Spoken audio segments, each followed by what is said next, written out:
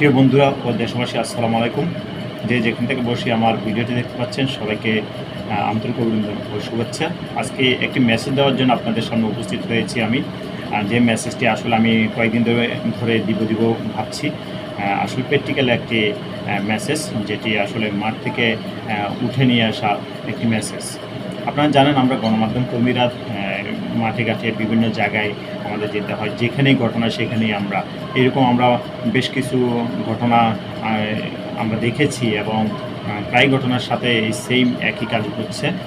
সেই মেসেজটি হচ্ছে বর্তমান এইরকম পরিস্থিতি, আমাদের এই যে 24-এর নতুন করে যে জয়লাভ এবং দেশকে স্বাধীন হয়েছে, এবং এই অবস্থাতে আমাদের একটা নৈরাজ্য সৃষ্টি হচ্ছে। নতুন করে একটা নৈরাজ্য দেখতে পেয়েছি আমরা।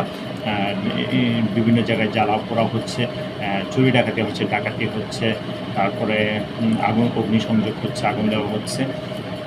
আমরা যারা মাঠকর্মীরা আমরা মাঠে মুভ করি বা যেখানে ঘটনা সেখানে যাচ্ছি, আমরা দেখেছি আসলে এই ঘটনাগুলি সবগুলোই কিন্তু আসলে যে শ্রেণীটি করছে এই শ্রেণীটির কোনো আসলে রাজনৈতিক পরিচয় আসলে তেমন উঠে আসছে না।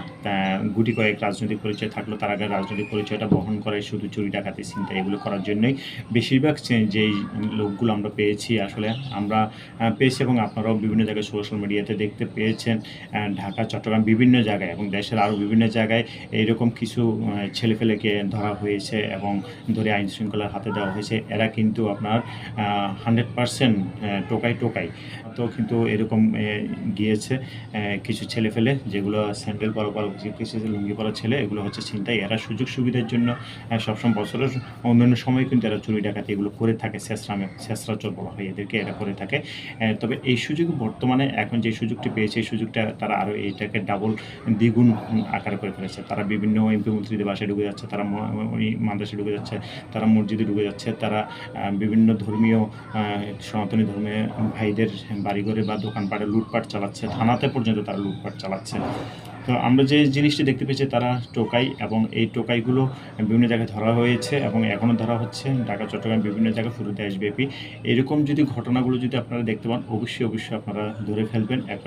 এলাকাবাসীরা মসজিদের মাইকে অ্যানাউন্স করে হলেও সবাই এলাকাবাসীরা মিলে ধরে ফেলবেন, এবং ধরে আপনারা খুব দ্রুত প্রতিটি এলাকায় কিন্তু সেনাবাহিনীর নাম্বার দেওয়া হয়েছে ইতিমধ্যে, এবং একজন লেফটেন্যান্ট কর্নেল বা কর্নেলের নাম্বার দেওয়া হয়েছে। ওনাকে ফোন দিয়ে আপনারা তাকে হাতে তুলে দিবেন। অবশ্যই এই ক্ষেত্রে বলে রাখছি, আইনে নিজের হাতে তুলে নেবেন না, তাদেরকে আপনারা সেনাবাহিনীর হাতে তুলে দিবেন।